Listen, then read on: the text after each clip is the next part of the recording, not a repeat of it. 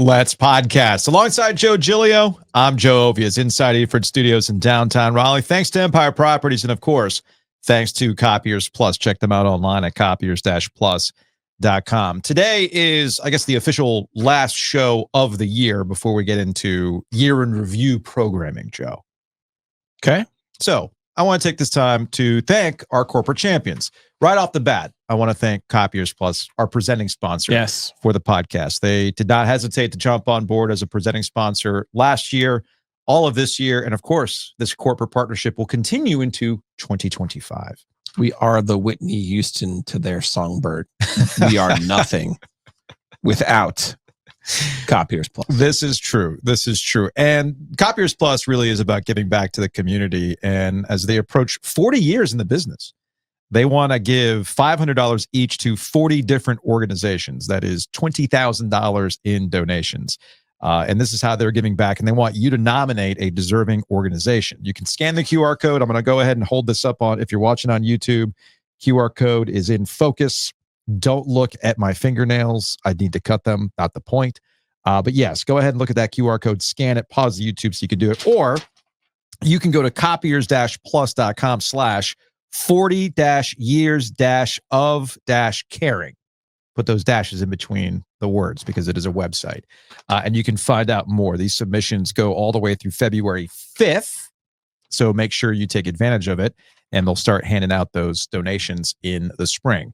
But yeah, Copiers Plus is a big reason why we're here. Again, big thanks to Empire Properties, Greg and the crew of Empire Properties here in Eford Studios. It makes our job incredibly easy to have a studio space to do this. So we thank them. And of course, look, man, we've had a lot of people jump on board the podcast this year. A lot of new listeners, also a lot of new corporate champions. And I'm just going to run through a list of them. Make sure I don't forget anybody, Joe. Okay. Please make sure I don't forget anybody. Right off the bat, some of the OGs, like Breeze Through, like Whitaker and Hamer, Hometown Realty, our friends at Mosquito Authority and Pest Authority, some OGs, Home Field Apparel, which does a lot with podcasting. They jumped on board the minute we started. They're like, what do we need to do? Let's get this thing going. Let us in. We could not have done the podcast festival without our friends at Home Field. They were great. And Breeze Through. And speaking of apparel, big thanks to our friends at Rowback. All right. You're rocking the Rowback right now. We've done some cool one-offs. They've participated in our golf tournament as well. So that's really, really cool. And then, of course, we have some fun ones as well. Matt Davis over at State Farm is like the keeper of the old school swag, which we absolutely love.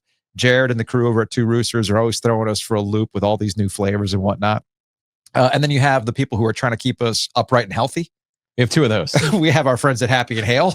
We have two of those. And O2 Fitness. Yes. And Renew Physiotherapy. Obviously, we do the housekeeping with our friends at Enovana. We got our crew with Sam Jones, as they've been sponsoring the lightning round. We also have our friends over at Longleaf Swine as well. See, people coming together in downtown Raleigh to support. And Nature's Relief. Of course, Nature's Relief. Because who can forget some of those moments of you being super chill, fueled by Nature's Relief. The greatest moments in podcast history, fueled by. But hey, more things to come in 2025. It's going to be a lot of fun. More corporate champions jumping on board. Every time you say that. What, 2025? How long did you think this thing was going to go, Joe? No, you don't understand. What? Because you have a weird year that you were born in. I was born in a very mathematical, symmetrical year. I see. So when you're growing up and it's 1985 and you're like, hey, man, I turned 10. Yeah. Like, then you start doing the math. You're like, when am I going to graduate from high school? Oh, 93. Oh, okay. When am I going to turn 21? 96. Hey, how old are you going to be in 2000? Oh, that's easy. 25.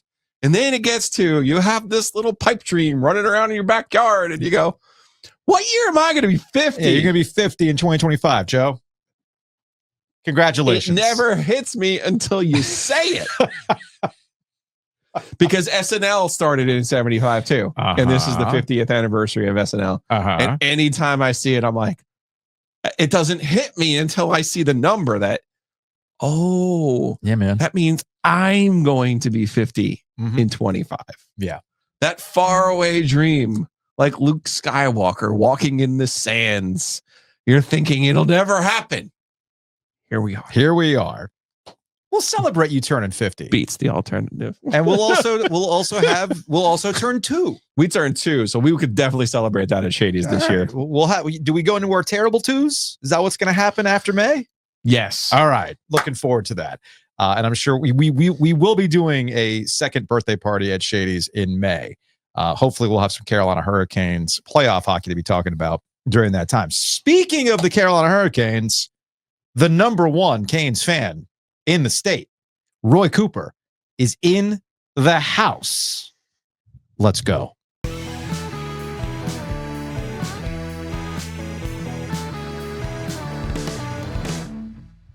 Joining us in studio on the Heister Automotive Group hotline is the governor of North Carolina. He is Roy Cooper. Thanks for making it a couple of blocks down from the governor's mansion where we usually visit you. You've come to the palatial OG Media headquarters. You guys are moving up. I had to come and see for myself what was happening here.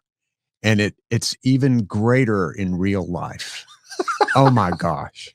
I mean, it's like sports memorabilia Hall of Fame in here. We do like our old stuff. You do. And I do too. That's fantastic. Well, because of that, we do not have any sort of Order of the OG Pine to give away. But we do have things for you. Some going away presents. We could start one of those. I kind of like that. Why not? So I think the first things first. Because you did grab it for him. You're wearing the Carolina Hurricanes jersey. We'll talk about your visit this past Sunday with Rod Brind'Amour and the Order of the Longleaf Pine. If you're watching on YouTube, he's got the Cooper jersey. And that's not for me in my birth year. That's for being the 75th governor Correct. Of North Carolina. This is for a very pivotal moment in Carolina Hurricanes and North Carolina history. And I feel like you probably need one in whatever office. February 18th. I already know. You already know what this is. Stadium Series. That is what a spectacular event that was. Yes. That night. Wow. And I know your Thank you guys. You're welcome. What a wonderful present that is. I know your next question. No, we did not steal it. Okay. Thanks to our friends at Color Graphic, because these are legitimately the ones that These are the ones that were there in downtown and all the different roads. So you were important enough for them to have presented one of these two. Our friends at Color Graphic took care of us. They took care we of didn't us. steal them. I know this is a real one now. That's a legit one. Not an completely off-brand. legit. Okay. No, not off-brand, not off-brand, things like that. Now, Cool. originally, we wanted to kick off the Carolina Hurricanes season with you, and we wanted you to drink out of the beer stick. Yeah. But it didn't happen. That's not going to happen. Well, that doesn't mean that when the Carolina Hurricanes eventually do win the Stanley Cup, this is also for you. All right. Now, you're not going to drink beer out of there. I totally get that, which is why we also have a Diet Sun Drop. My man. Ready to go. So All right. at some point, when you're ready. So when we win the Stanley Cup, Yes. we will do this. Yes. But I've also gotten a promise from the Hurricanes that I'll get to drink Diet Sun Drop out of the Stanley Cup. Even better. As well. So even better. The beer stick is cleaner than the Stanley Cup. I just want you to know that. I've heard the stories about how you don't know where that thing goes. So yeah, thank you guys. You're welcome. I like that. One thing about Diet Sun Drop, I wondered why I felt so good when I drank them, and I looked, the caffeine content is even higher than Mountain Dew. So Yeah. not quite in Red Bull territory, That's good. but it's pretty potent. And I do have an actual old bottled Sun Yes, Drop you do. with Earnhardt Dale on there. Earnhardt. I don't know how old that thing is, but I've been known to drink an old soda. Second place, just the first loser. Yes, sir. So let's actually talk about the Canes and go back to the week where you were at the Canes game. You got to announce the lineup. Yep, which that was was very so much fun. That was cool. It's one of my best days. I enjoyed that evening, but it was entered into with much trepidation. Why? Because we were losing, right? Yeah. I mean, we'd just been shut out. Mm-hmm. Yeah, that Coach Brind'Amour not in a good mood. No. I came over there and was going to present him with the Order of the Longleaf Pine, and I got there. We were going to do it before the game, and I said, guys, Coach not going to want me to do this before the game. So the way we had left it was that if we won, then I would do what I did. Of course, we did win. If we had lost, then I would have quietly set it in the corner and told him he could get it later. Because you just don't want. There's a lot of pressure on that. That was a lot of pressure. We had to win, so I tried to get the guys fired up when I read the starting lineup, and they were pretty fired up. They liked it. But also, even if they won, he wasn't going to like it because he doesn't like attention. He doesn't like attention, and that's why I prefaced it with he doesn't like this. Mhm. But this is sort of for me, but it's also for the people of North Carolina, and that he always puts his players first. The players seem to really like it, so That's cool. I had fun with that. The other curiosity that I had before we move on to some other things, did you get critiqued on your movement? Because Rod moves around. Oh, Rod moves. He does move. He moves from place to, and so I was a little stationary on the reading of the starting lineup, Mhm. and I decided I really wanted to go around and high five and all of that, but I decided that I didn't want to be so involved that if we lost, that it would be somehow my fault. So I didn't do that, but I tried to get them fired up, told them how much North Carolina loved them. But then when I presented the Order of the Longleaf Pine to Brind'Amour, I did get to go around and high five. And, there were a lot of bleep outs. It was just great. It was a fun night for me. I've always loved team sports and the camaraderie, and especially when you're together, when you win. It was just fun being in that locker room. Well, hopefully you didn't step on the logo when you went around and got your high fives. I moved. I went around the edge, the perimeter, stayed on the perimeter. It was all great. Yeah. My favorite part was when you said he's one of us now. He is one of us. He is one of us. He came and as a player won the Stanley Cup. He is a North Carolinian. He coached youth hockey, brought that culture to this organization, and he really deserved that award. When we talked to him this summer, he was a little bit down at the players that they lost. As the number one Canes fan this summer, how did you handle some of the exits in the roster makeover? Well, it was devastating to lose because I did want to win the cup in my last year as governor. So that I'm still trying to get over that. But, I think that the roster moves that we made, that we thought, at the time, Roscovic, he really hadn't made it everything that he thought he would be. Carrier, nice. Robinson, nice. These guys have turned out to be real players that have fit well within Brind'Amour's system. So I think it's exciting. I think our biggest problem is right now in net. And I think that as we get toward the time when things really start rolling, if we're still in a good position and we can add some pieces and go for it again, it's really exciting. You keep mentioning the governor thing. There's other offices you can hold while the Canes win the cup. That's a good point. I'm just saying. But it's nothing like governor for having the legitimacy of going in and, trying to be a big cheese. Okay. One of the greatest things for me about being governor has been the fact that so many athletes over the years whom I have idolized know who I am. Mm-hmm. And it always is like, oh, wait a minute. You know who I am. I got to meet Charlie Scott.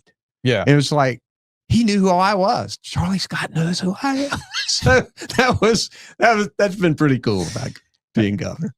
Of course, it was a Carolina guy. Of course, it's a Carolina guy. Of course it was. Tommy Burleson knew who I was too, Joe. It's all right. It's all right. Yeah, Joe's Still always no trying Duke people, though. I get that. See? See? I think Joe wanted you to sit in his seat so he could be juxtaposed by the NC State things that are going on right now. Although behind you in the studio, we got a picture of Dave Dorn and Bill Belichick. This was during pro day at NC State. What, 2018, Joe? 2018.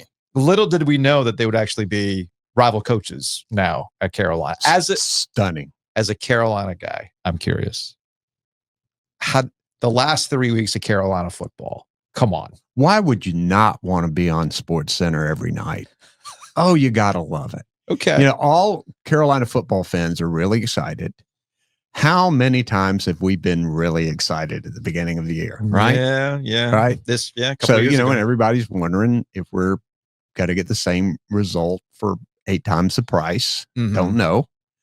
But it is an exciting time for Carolina football. We needed to go younger at coach, and we did. And by 8 months. Yeah.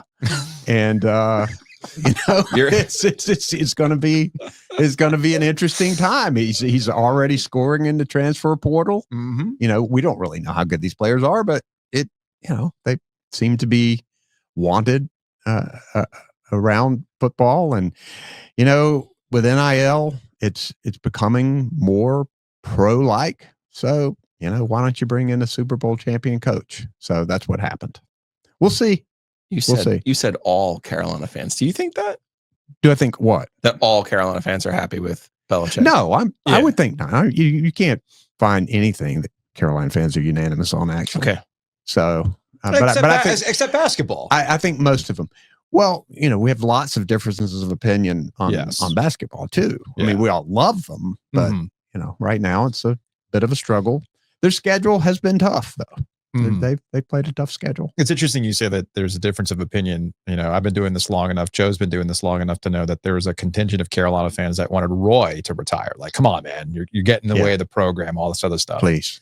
Which was hysterical at the time. And of course, they go on to a championship game and then they win one the following year, right? So all that's being said. Well, you may not know this, but I just took off my Carolina blue tie because I just presented the Order of the Longleaf Pine to Roy Williams at the governor's mansion an hour ago. Oh, okay. Exciting. Okay.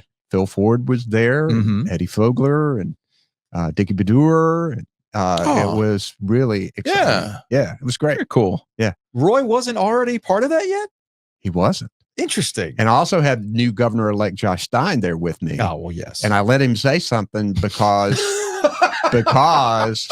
he wanted to do this for Roy Williams when he became governor and was counting the days. See. And just a couple of weeks before he's supposed to take office, I give Roy Williams the Order of the Longleaf Pine. I don't think letting him speak was enough for his irritation at that. But hey, I had to do it, man. I had to do it. I had to do it. All right. Have you honored the 24 ACC champions yet? The 2024 ACC champions. Have you honored them yet? Which ones? Men's basketball. Because by my math, you were governor for 8 years. We don't do conference championships or national champions. Oh, well, yeah, you were a couple of games away. First year national champions, UNC, your first year as governor. That's right. That's true. 8 years. Duke won the first ACC title. Yeah. They won it again in 19 and 22. Yeah. NC State won it in 24. Not on this list. The Tar Heels. Interesting. So it was your fault. But it probably was my fault. I've told you the story about in 2017 when I was first governor. One of the senators came, and I'd been a governor just a few months, that I needed to go to the Final Four, and I just told him I had to stay here. We're actually trying to get the House Bill 2 off the books. Yeah. My first few months, I said I have to stay here. He said, "You're the governor. You got to go fly the flag." I said, "I got to stay here." He said, "Please, you need to go to the Final Four." I said, "Listen, every Final Four I've ever been to, not only did North Carolina lose, but we lost the first game." He thought a minute and he said, "You don't really need to go to the Final Four." And of course, we won the national championship that way. I'm just flabbergasted that you had Mike Krzyzewski in the Order of the Longleaf Pine. I did before Roy Williams. It was a scheduling issue. Oh, is that what it was? Is that what it was? Scheduling issue. Fair enough. Look, I had a great time with Coach Krzyzewski. We had a great conversation. We've had conversations since. I really didn't know him that well, but having him over, one UNC young staffer that I had came up to me afterward and said, "I kind of feel bad about hating him all these years." Yeah. So anyway, that was fun. We should just be so proud in this state for having the high level sports that we have, and the greatest rivalry in sports, not college basketball, in sports, Duke Carolina. This and I know you guys have argued that, and I know that you I agree with that. Yeah. Do you really? Yeah. Wow. There's a lot of competition there, dude. Although I got a little miffed at Bill Belichick's tone. Oh, young Billy said beat Duke. I mean, come on, man. State Carolina in football is the thing. Yeah, that's true. So, And State Carolina was the thing when I was at Chapel Hill. right. So it's an interesting dynamic. It's what makes It this is. area fantastic. But I think over the periods of decades and the evenness and the consistent greatness of both of the teams, down years here and there, that rivalry is hard to top. All right, to some future matters, because you only got so much time left in office here. So I'm curious if there's some things that you might want to take care of before you get out of here. I am curious. The last time we checked in with you, we were just on the heels of Carolina Hurricanes owner Tom Dundon talking about baseball. Yeah, they brought in a new management structure with Brian Fork over at the Carolina Hurricanes. Our guy Doug Worf is there as well, but I know Fork was kind of leading the charge on this baseball thing. Now that we're about a year removed from that conversation, and they've kind of put some people in place, and my understanding is the NCGA is on board with this kind of stuff too. Where do things stand with baseball? I think we're ready to pounce when the time comes to pounce. I think there's a lot of support, and I think our advantage in North Carolina is that local and state government support it and are willing to put forward some resources here. And of course, we're the third fastest growing state in the country, and it's the one major sport that we don't have. So I would love it if it could happen. I don't think anything is imminent at the moment. Okay. But when MLB is ready to move, I think that there will be a strong group ready to make a pitch for it, so to speak. The pitch clock, which has saved baseball. Just not the golden bat. That was something that Rod Manfred got dunked on for suggesting. The golden at bat. Yes. All right. This is something that you have been vocal about. After we finally got sports wagering here, this long lead up, years of talking about it, finally happens in March, and it just kind of happened. I think people have moved on with their life. It's very normal. Nobody's freaking out. Which shocker. We could have said that. But there are some things that people might not be aware of as it relates to gambling and taxes. So if I understand this correctly, when the year wraps up and I'm getting all my tax information, am I going to get a tax bill for my losses? Is that how that works? So first, consult your tax advisor. Well, of course. I just want to say that on the front end. It's Giglio, by the way. But yeah, I know. That's a problem. But let me so on your federal taxes, it is my understanding that you have a gain, which is taxed, but you get to reduce that gain by your loss on an itemized deduction. Okay. So that makes sense, right? Yeah. If they're going to tax you on the gain, they ought to allow you to deduct whatever losses that you have in all of your bets together. Okay. So on the federal law, that's the case. The state law, I have asked the General Assembly to make the state law like the federal law, but they never did it. Okay. And I don't know whether it was an oversight or they just didn't want to do it. But in North Carolina, on your North Carolina state taxes, you have to pay taxes on your gains. You cannot deduct your losses. Okay. So say you won $200, but you've lost $400 in other debts. On North Carolina return, you should pay your taxes on the $200. Okay. Which is wrong on multiple levels. Yeah. Yes. I agree. But that's better than having to pay tax on all of your action.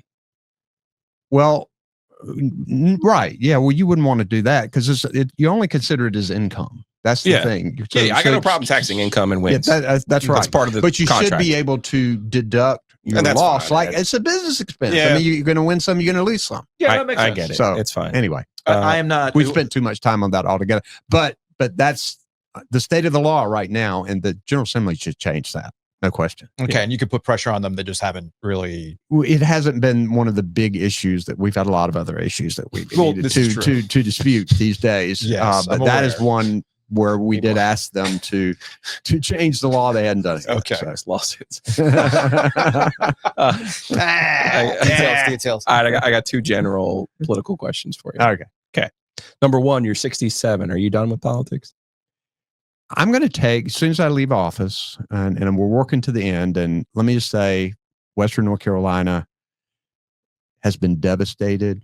We're making a lot of progress, but do what you can to help people in Western North Carolina. Take a vacation, go and spend money out there because they need our help. And I'm going out there tomorrow. But once I leave office, I'm going to take a few months and think about what I'm going to do next. All options are on the table. I might decide to do more elective politics. I may not, but I've decided not to decide right now. Okay. And to take some time, spend some time with my family. I feel like you've been inspired by the 72-year-old. You're going to say, I'm a young buck compared Look, to I would have loved to have Billy coached Belichick. the Tar Heels in football. You're Look, up for that. I would have been available. If you want to clear your head post politics when you get out of office while you decide what to do next, I mean, we do have senior Carolina Hurricanes correspondent available to you. Oh yeah, they'd be standing offer to have Yeah, your own yeah. Hurricanes podcast. Yeah, That's sure. very tempting, guys. You know where the studio is. Yep. You let us know. You don't have to. You don't have to learn how to do any of the equipment. We'll just let you go, and we'll do the rest of it. That's very tempting. Okay, Very I need tempting. I need some Roy Cooper Canes hot takes. You can do that in the meantime. You let us know. My other one's a really big picture question. What does the Democratic Party need to do to fix/save themselves? I feel like as a centrist, I'll put you in that category. Yeah. I'm sure your opponents wouldn't, but I mean, you look at these election results and say, where are we? Like, how does Democratic Party, in your opinion, kind of get some of this back? You know, the last few elections that we have had have been change elections. People have been dissatisfied and they wanted change. But you have to think about North Carolina, and for Democratic elected officials, North Carolina, except for the very top, had a pretty good night. We elected a Democratic governor, a Democratic lieutenant governor, a Democratic attorney general, a Democratic superintendent of schools, a Democratic secretary of state, a Democrat to the state Supreme Court, and we Democrats won the only swing congressional district that was in contention. So I think people in North Carolina have looked for change in Washington, but they've seen Democratic elected officials in North Carolina do some good things, fight for public schools, get people more health care, bring in great paying jobs to our state. Republicans have the legislature because of gerrymandering. So, you know, I think there's a lot of things that have gone right for Democrats in North Carolina, and you have to be willing to listen to everybody. And one thing that I have tried hard to do as governor is to be a governor for everybody, even people who I know don't vote for me, you know, because I go to a NASCAR event. I love it, NASCAR. And, you know, oftentimes. Not your people. Well, no. When I get introduced, they're saying Coop. Come on, man. They're saying Coop. But I love rural North Carolina. It's where I grew up. It's why I proposed that we invest in rebuilding the Speedway at North Wilkesboro and at the Rock. Mm-hmm. And even though the General Assembly rebuffed it a few times, they finally said this is a good idea coming out of the pandemic. And look, having the NASCAR All-Star race North Wilkesboro is a great thing. And I've had so many Republicans tell me, I don't agree with you on a number of issues, but I think you do what you believe is right.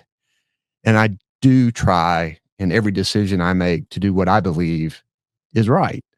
And I think oftentimes people reward that at the polls when they vote.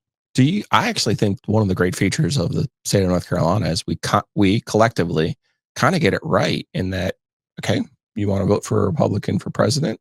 Yeah. You've had a couple of different elections where you've won without the president carrying that state. Yep. And some of the different levels, you have some Republicans, some Democrats, some different ideas. I feel like, heck, go back to Jesse Helms, and you've always had, maybe there's a political icon like that on one side, and then there's other spots that are filled with different ideas. I feel like that would probably be better for us if we could somehow get that around the rest of the country. I believe that there are only a few people who are the really hard partisans on both sides, and they are the loudest voices on social media.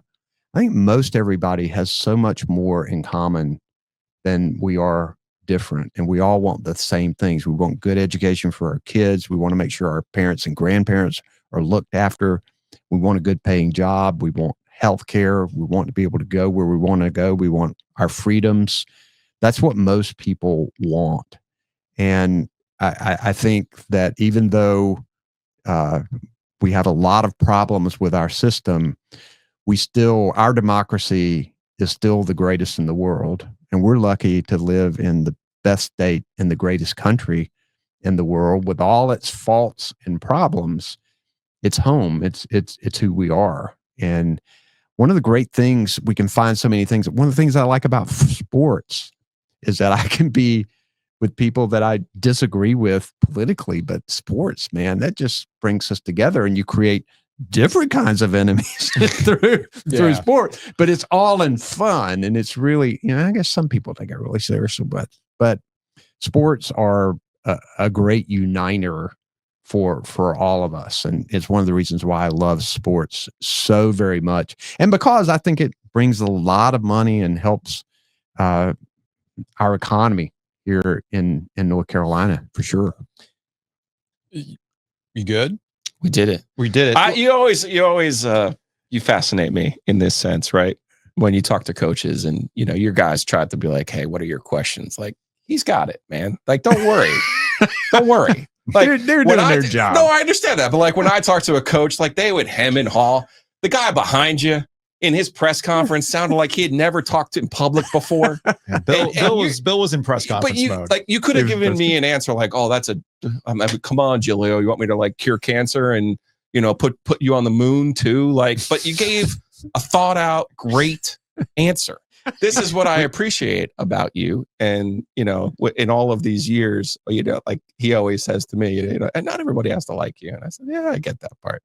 But you're always trying to outsmart somebody. Oh, Coop, I can't outsmart you. So, I don't know whether that's a compliment or not. It's a compliment. It is. And that's why I gave Ben the Wake Forest stuff, just kind of distract him for a little bit. No, but we'll close on this. Ben loves my dad's Wake Forest story. I think I've told it here, maybe. No, I don't think so. My dad's a Wake Forest grad. He went to his 50th class reunion. Yeah. People were giving long speeches. Everybody had to speak. Relatively small class. Finally, my dad's turn. He got up and said, I'm embarrassed to admit that both of my sons attended the University of North Carolina at Chapel Hill, and I hang my head in shame. He got a standing ovation.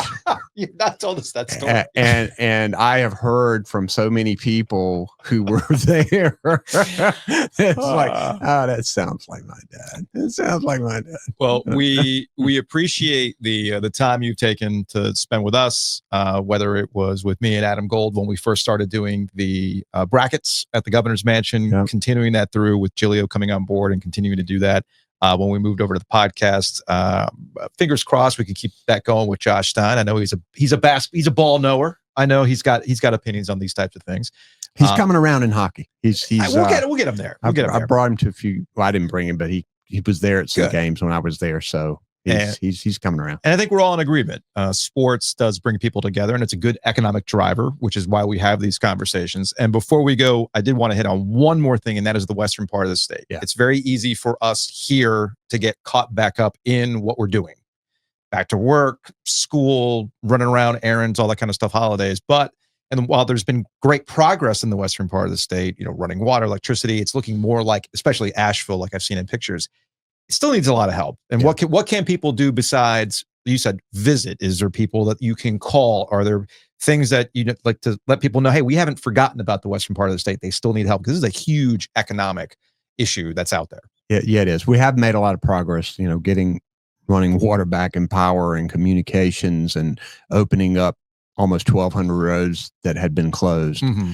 But the long-term repair in an area that is very difficult on a sunny day before the storm, making repairs to roads and bridges, and in Western North Carolina is different because there's so many private roads and bridges that the government can't take care of. I think urging your state legislators to provide funding right now as we speak in Congress, there's a major funding bill for disaster relief that's caught up in politics right now.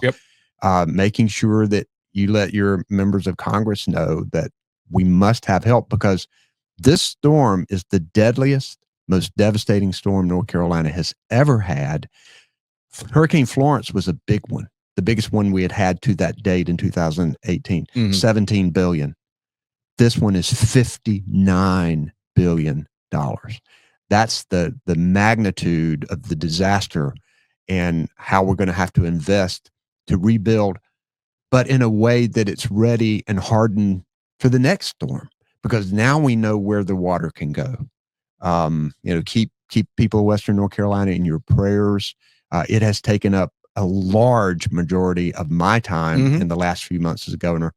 Governor Stein is going to make this his number one priority coming into his administration, because we all love the mountains. We all have memories of the mountains, but it's also a strong economic driver for our state. So we've got to help them. Well, congratulations on your run as governor. So you're gonna invite me back. I don't have to be senior podcast correspondent to come back. You have an open invitation. You know where our studio is. And heck, we'll even buy you a Roadcaster if you want. We'll set you up. I'll get you the StreamYard. You know that I'll give you the small one and the mic. In 8 years. I haven't driven in 8 years. I'm sorry. What? Yeah, because they have to take me everywhere I go. So now I'm getting to drive. I got a present of all of the road signs and a bumper sticker that says "Patient New Driver" to stick in the back of my window. I'm so looking forward to getting back on the road. I told my wife I might get a convertible. Her eyes could not have rolled further back in her head. Wow. I'm not really going to do that, but I'm ready. So these are the kinds of things I get to do now. So you don't have a car just sitting in the garage waiting. Is what you're telling me. My daughter absconded my car. That's smart. That's very smart. That's very, very smart. We'll get you a parking pass to the Canes. That'll be a real giving away. No, seriously. If you could do that for me, that would be a big Look in my bag. I'll give it to you right now. I was going to say, you need the badge. We'll give you the badge right now. I mean, I'm serious. I could be media. Yes. I love it. We'll make it happen. I'm glad to be with some people with power and influence. I'm so happy. So happy. Because you can't contact Mike Sunheim to be like, hey, can I? Yeah, you can't do that. But you know what? I'll put you in the credentialing system. I'm going to give you my credential and say, they'll say, where's yours? I gave it to Cooper. Roy, we appreciate it. Thank you. All right, guys. Thank you much.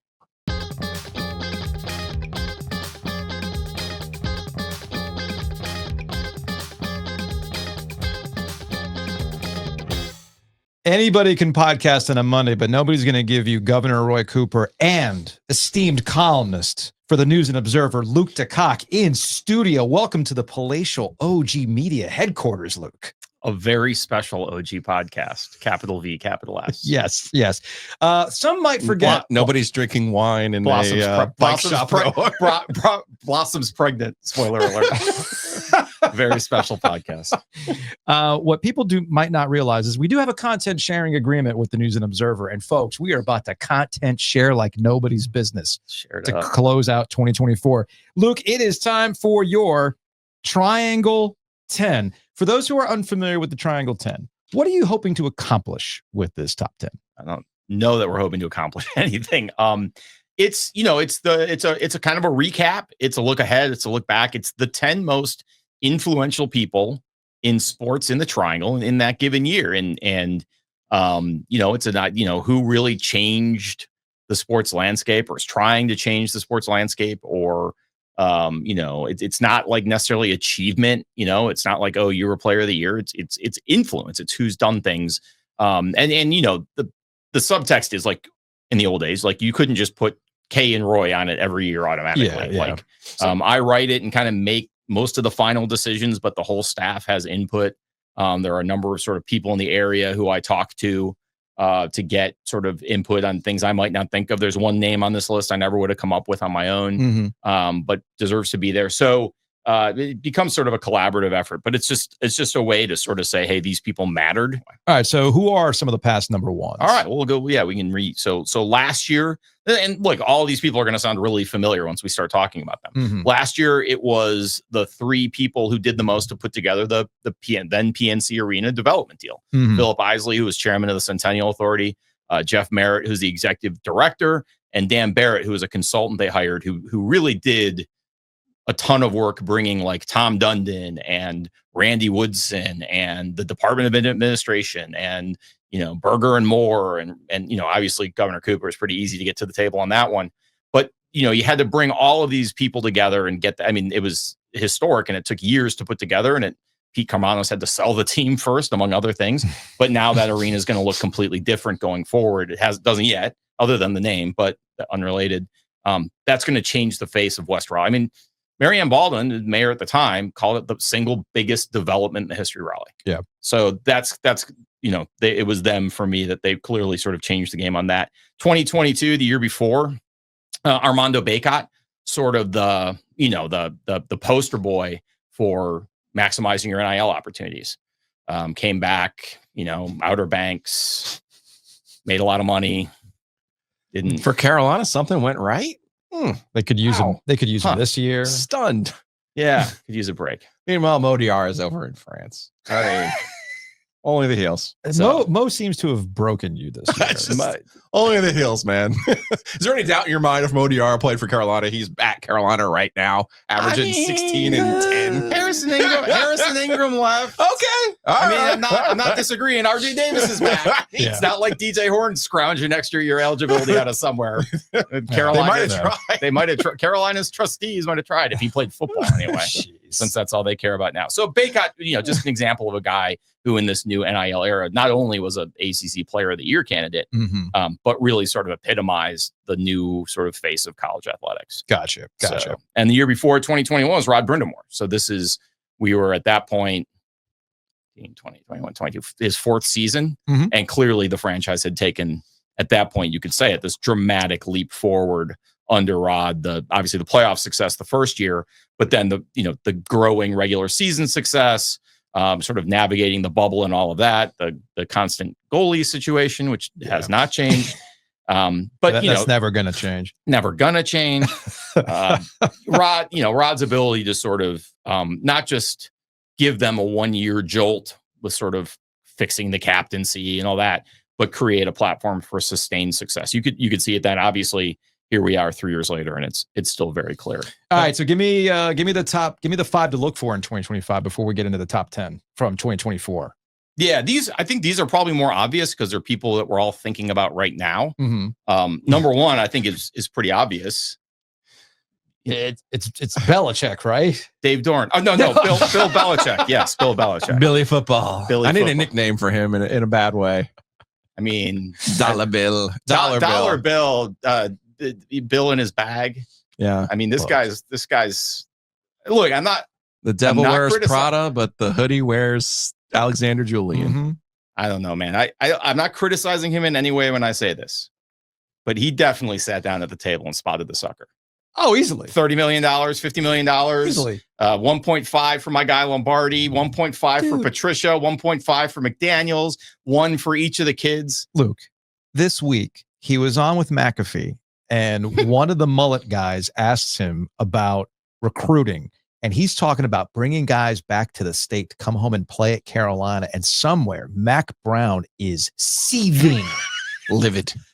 Does he ever say the F word?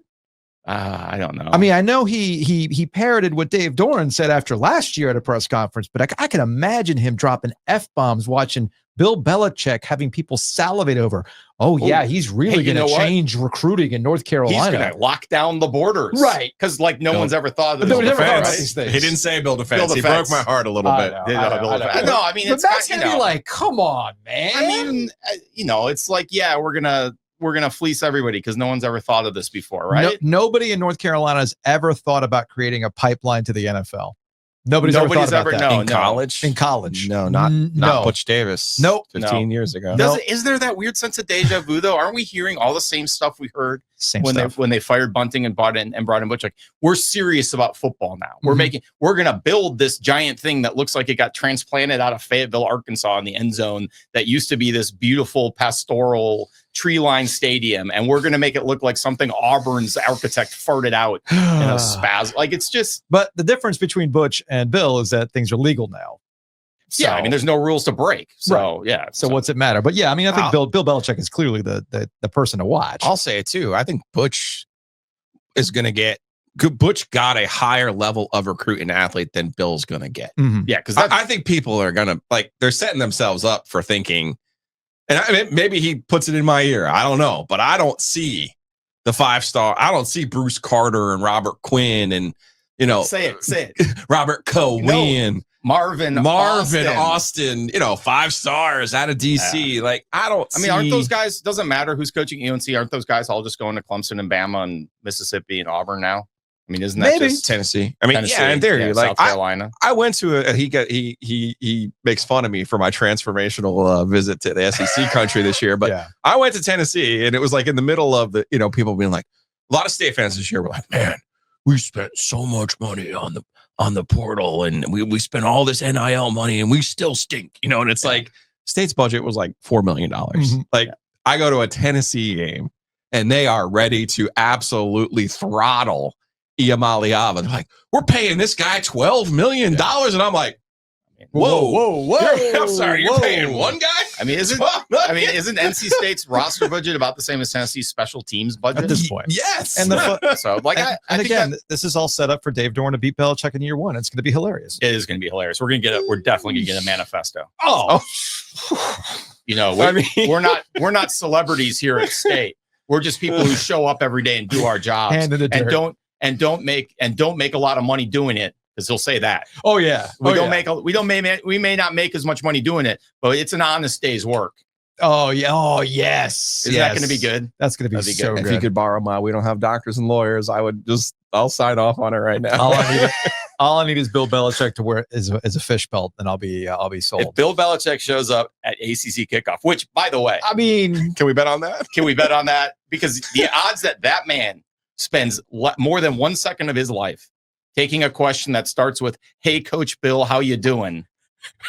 is it like 0.00. he will show up at the normal big auditorium Yes. press conference, And Trip Durham will ask all the questions, and then he'll leave. and then what'll happen is somebody, maybe Mike Lombardi, is the one who makes the rounds on Radio Row. They'll have some Carolina coach. Someone else representation. goes to the breakout room. I mean, heck, bring Jeff Capel back in.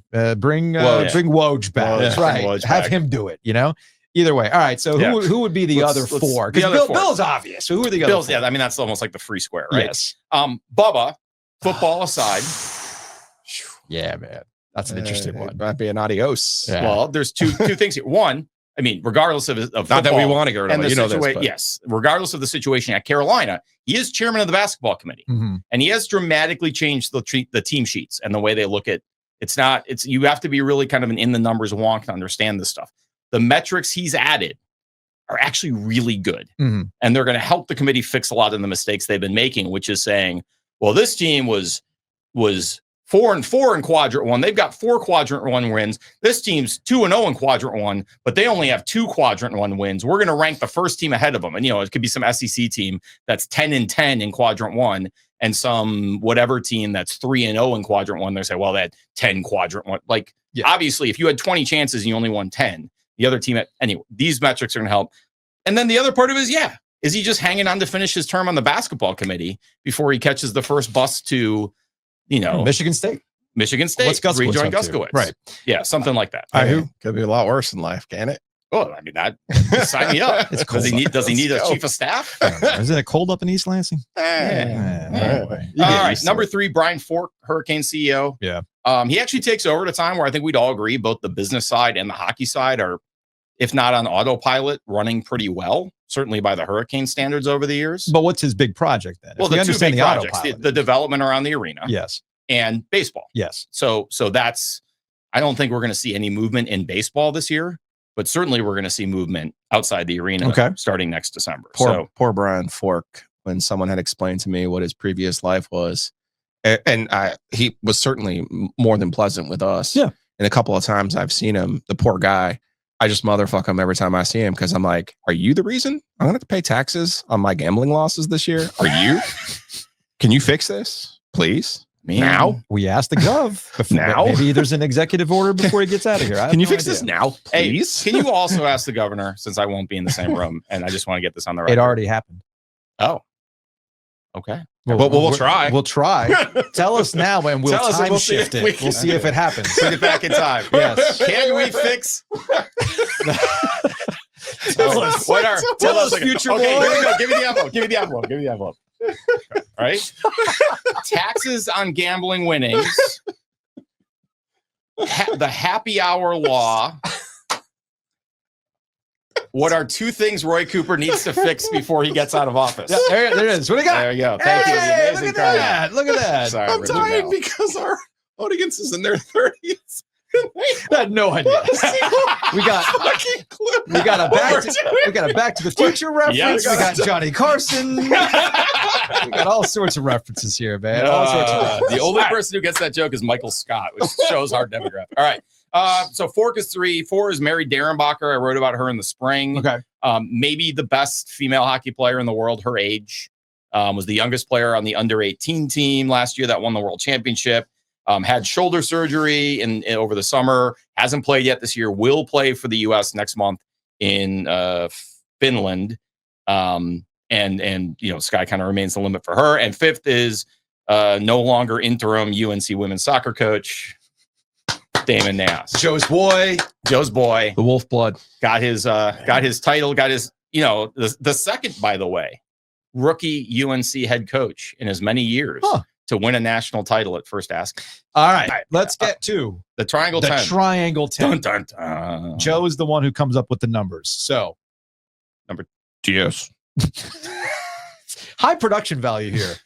I knew I was partnering with the right media company Hell yeah, to give this the treatment it deserves. That polish Nothing that you said, need. yes. All right. Number Yes. 10 on the Triangle Number 10, Marty Natchez, Hurricanes forward.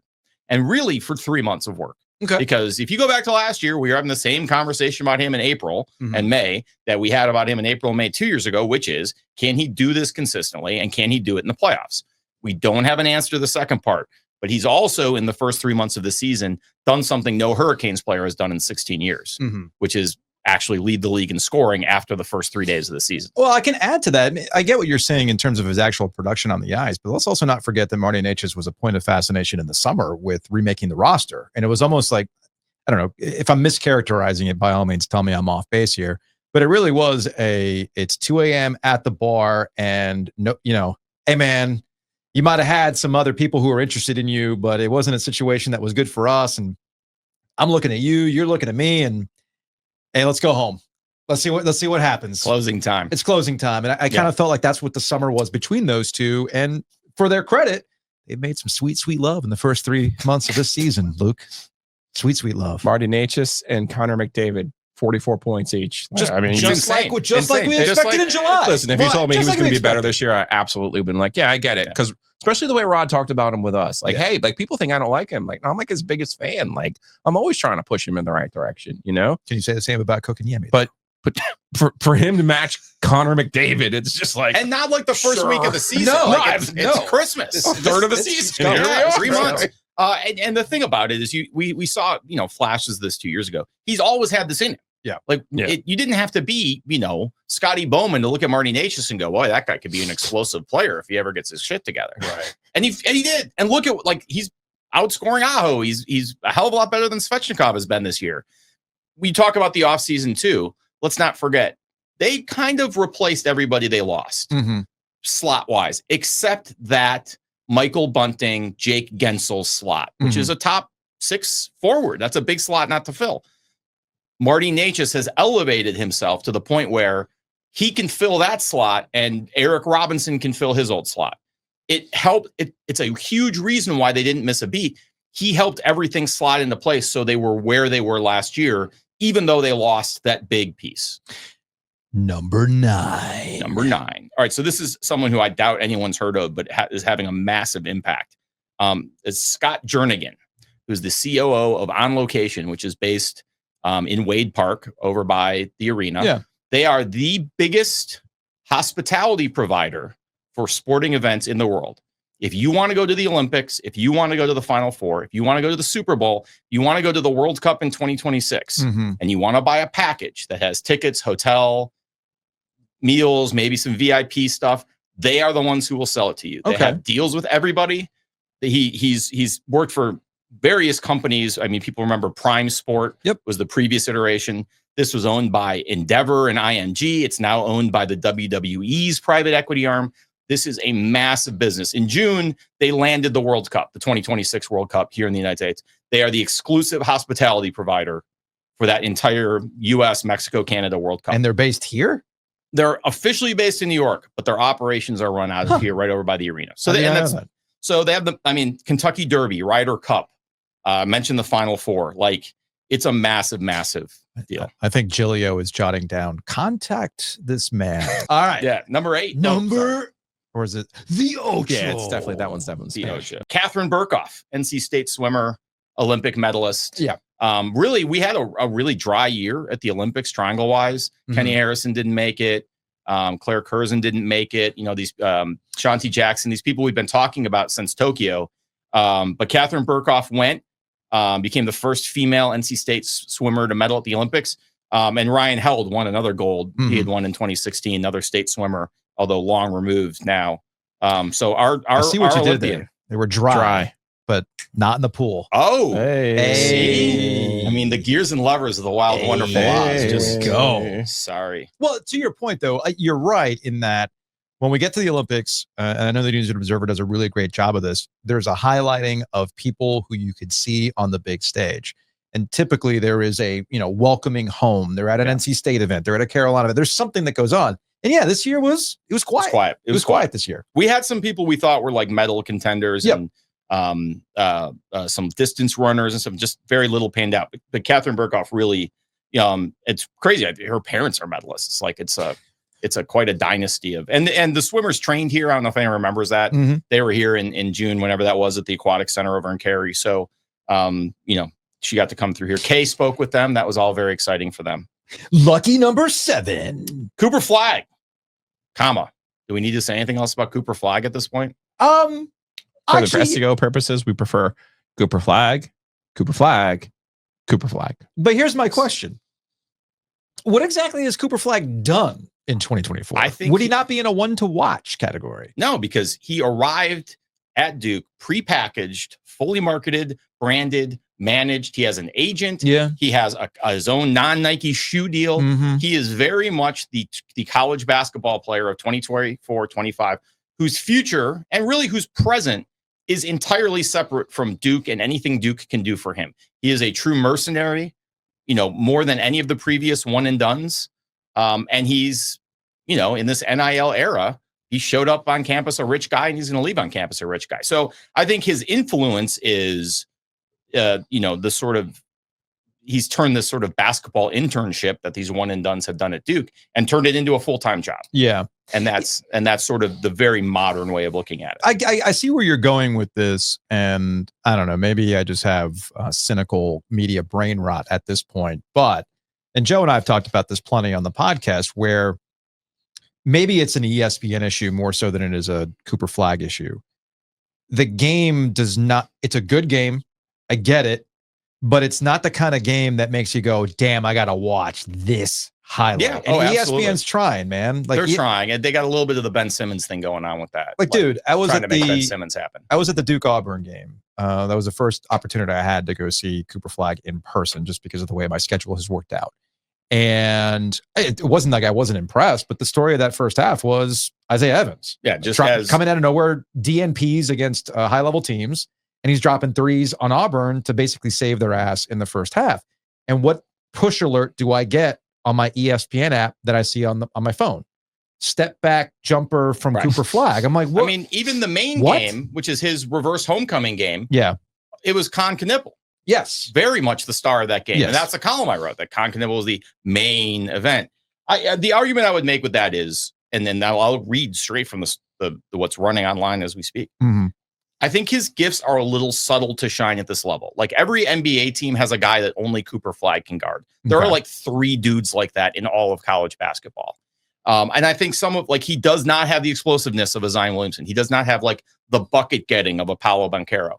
He doesn't have that sort of must watch feel to him. I agree completely. I think you watch him and you're almost a little disappointed. Like, this dude, like this sort of modern Shavlik Randolph, but he's got that dog in him though. Well, I was just going to say, he's an elite passer and defender. I think he will grow into the scoring, and NBA coaches will be able to use him in ways that they can't use other players. I just don't think that Duke necessarily needs him to do some of these things No, that he can do. What I think is key, though, and again, this is just from limited experience and watching him. We'll see what happens. I honestly don't think they're going to get challenged in the league. That's another issue. Unlike the Zion year, which was a high level ACC year, the last great ACC year. Yeah, it's something that I know the three of us have talked about over hospitality beers and kicked around ideas regarding that.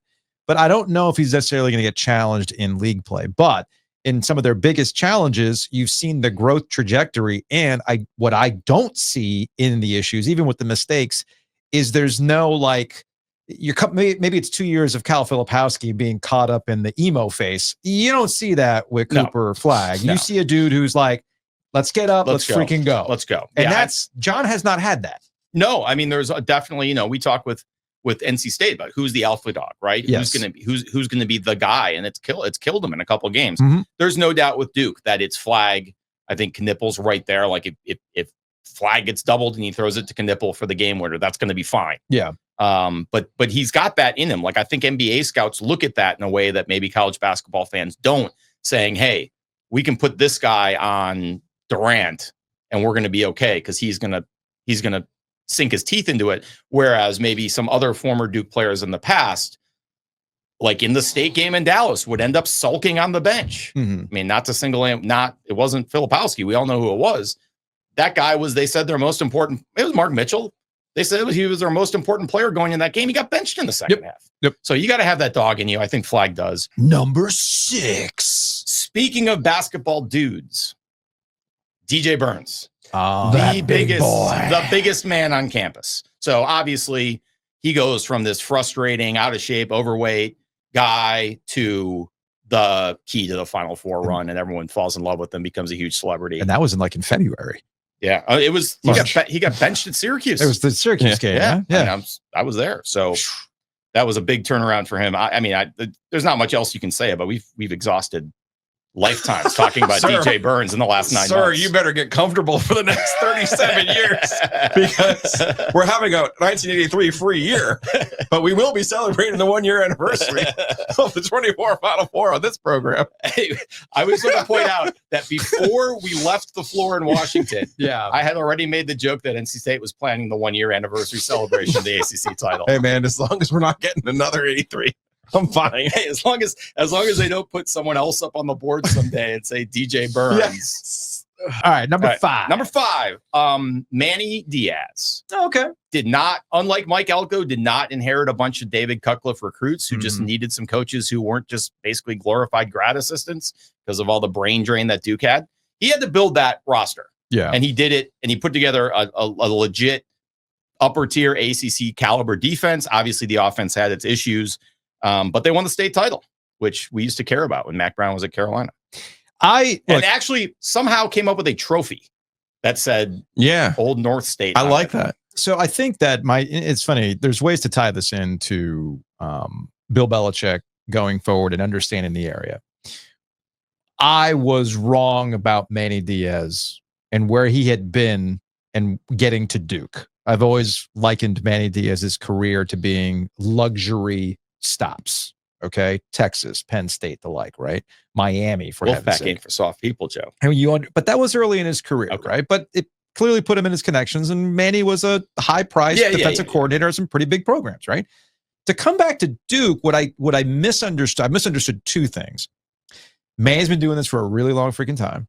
Media savvy and understands the dynamics, not just of the triangle, but of the ACC in general, because he's lived it, number 1. Number 2, this gets back to not fully understanding just how modernized Duke is trying to get, which gets back to your Cooper Flag point. Yeah. And that carries over into football. This is why the David Cutcliffe thing probably went a little too longer than it needed to. Number 4. Number 4 is the only person on this list with multiple patents. Eric Tulsky.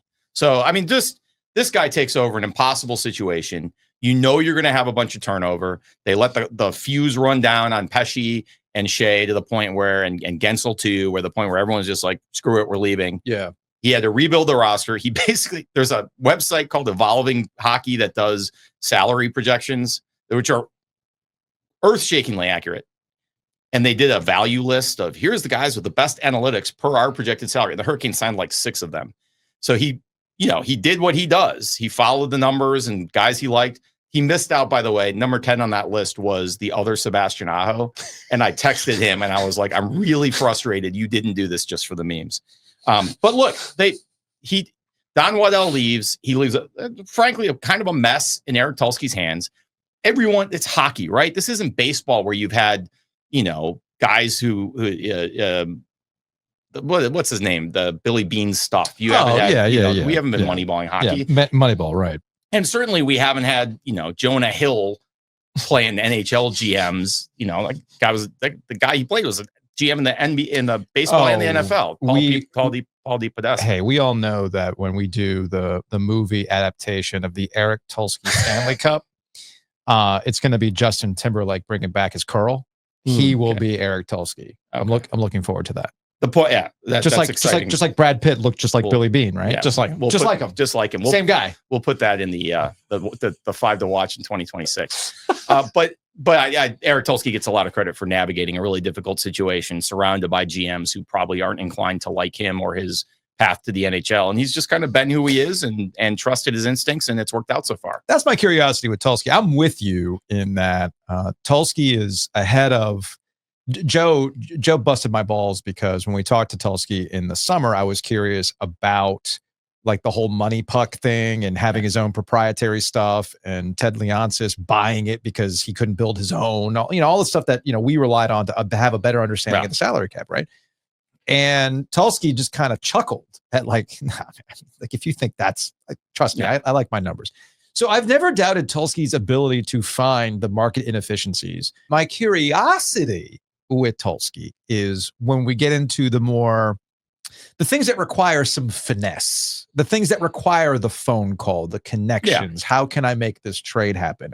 I don't know the answer to that. I mean, that's my question too. I will say this in talking to him, and sort of knowing the league, even though he is a first-time GM, he has been sitting in on all of the trade calls, all of the agent negotiation. He's been in the room for every single one since 2014 or whatever it was when Ron Francis brought him in.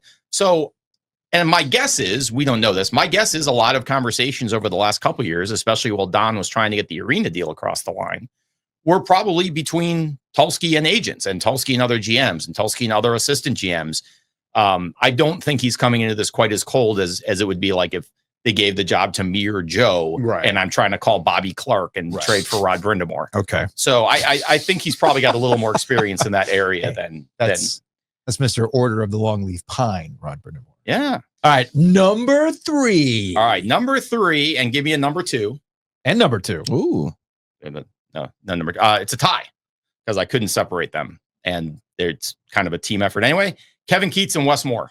Okay, yeah. We're closing the loop finally. We've Kay Yao, Jim Valvano, NC State shit. Debbie's guys, the debacle in Bridgeport. This is with the women, this is maybe the least heralded team of the most recent couple that Wes has had, and they went and got the job done. Yep. Wes obviously has his ACC titles already. Kevin went and got his, ended all this pain, obviously did it, winning 5-5, and then win the next 4. Go to Phoenix. Like, come on. This is like all of that pent up frustration. We all saw it and said it. So I couldn't separate this too, as I guess the long way of getting around to that. Okay. Yeah. This is surprising to me because I thought Kevin Keats would have been number 1, or if you're going to go a 1A, 1B, it would be Kevin Keats and Wes Moore. Cause you're right. You cannot separate that run from both basketball teams and the pretty awesome situation where you had both of them in the Final Four. The first time since Connecticut did it in 14. Yeah. So, I mean, this is not something that happens every year. Well, it's not even that it doesn't happen every year. It happened to State.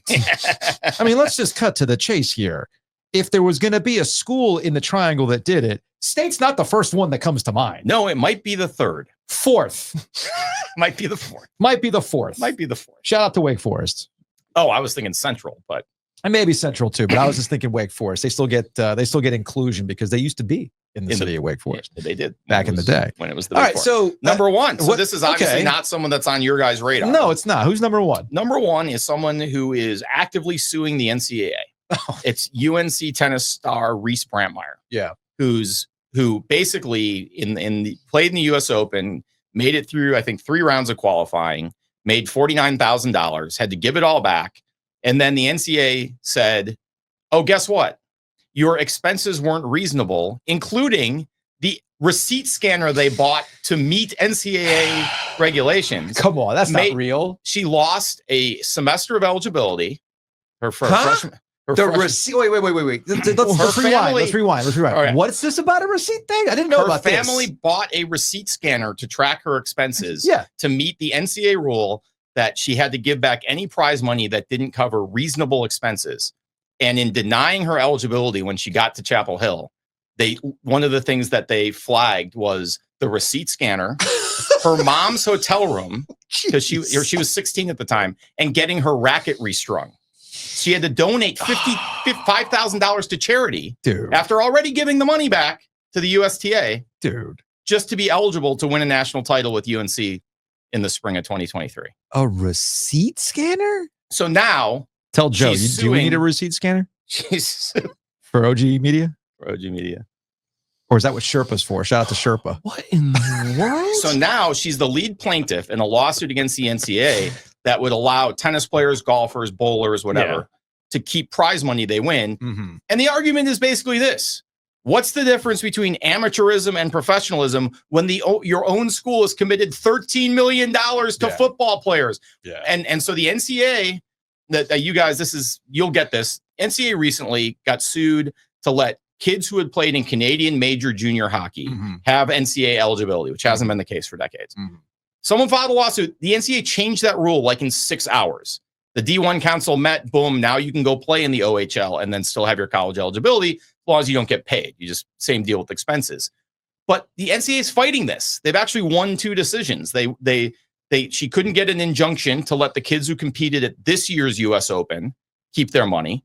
And it also got thrown back as a class action for all athletes. Now it's just tennis players. So the NCAA is putting a ton of money into fighting this. And I literally reached out to Charlie Baker to ask why. And he would not discuss it with me. So she's number one because she's taking on the NCAA in a lawsuit that she should absolutely win. The 3 of us sitting here. But the NCAA is fighting. Well, the NCAA fights this all the time. And what's their record when it comes to these matters? Usually when the NCAA has to go up against lawyers, they end up losing. Well, and of course, the biggest one being the Supreme Court. I applaud her. Number one. Number 2, though, this is where I get a little bit, I get, I wanted Cooper Flagg to be a true exception. I wanted him to show up in the New Balance and just say, come and get it. Come and get me. Because I don't have a contract with Nike. Yeah. Duke has a contract with Nike. Right. Yeah. So, I and it has to be somebody like that. Yeah. You're breaking news to me here with this tennis player, but it has to be somebody like that who says to the NCAA, no. Well, it's like Jordan This is Bohannon and the Iowa guys who threatened to boycott the NCAA tournament during COVID because, and they didn't, or the Wisconsin in 2015. They talked about potentially boycotting the Final Four to raise, obviously the game has changed a lot. Like the issues that they were complaining about then have been resolved over the NCAA's dead body. In theory. And mostly. But, I think, her argument is basically, and golf's a little different because amateur status does mean something in golf in a way it doesn't in any other sport anymore. But, there was apparently a bowler who won a bunch of money at a tournament, couldn't keep it because of the NCAA stuff. Meanwhile, so you can earn money through your sport, but not for playing it and being sponsored from somebody by a third party. Here's another one. If you win a medal in the Olympics and the USOC gives you a medal bonus, you can keep it and still be eligible. You can keep the bonus. You can keep the money, all of it, $10,000. A dude from Singapore who swam at Stanford got $1 million medal bonus, gets to keep it and remain eligible. But if he had swam in a swimming tournament And won $1 million. And he'd only be able to keep his expenses, which do not include apparently getting his suit Skinner or his cleaned. suit. I really do think with some of these swimming takes that we're getting from Luke, Swim swam. I was going to say, Swim are you freelancing at Swim Swam under a? All of my expansion news comes from Swim Swam. Remember when Virginia was joining the Big East? I mean, there's still time. Big Ten, I think. I don't There's something. remember what it I was. mean, who knows? Who knows? They're where going. we're headed. Hey, you need the SEC is the one that you needs know the what we marks. need? We need a merger of the two biggest purveyors of expansion rumors I need the and dude. call it Swim Swam. Yes. And it's hosted on the Dude of West Virginia's website. I what thought that we're was the dude from at. West No, Virginia. Greg Swam is another guy. Greg Swam is from West like Iowa or like West Virginia. Arkansas. He's somewhere out in the Midwest. Well, man. I think that would be if Herb FM were to pivot to that. I think they would really That's the have way to something. go. That's the way to go. I think so. Luke DeCock, columnist, News and Observer. Appreciate Hey, man, it, fellas. We appreciate you. That's your Triangle 10. Hey, man, we'll see you in 2025 where watch the Canes go on a deep Stanley Cup run with a guy named Tokarski. Telling you right now, what a story. Anything's possible. Exactly. All right. All right, fellas.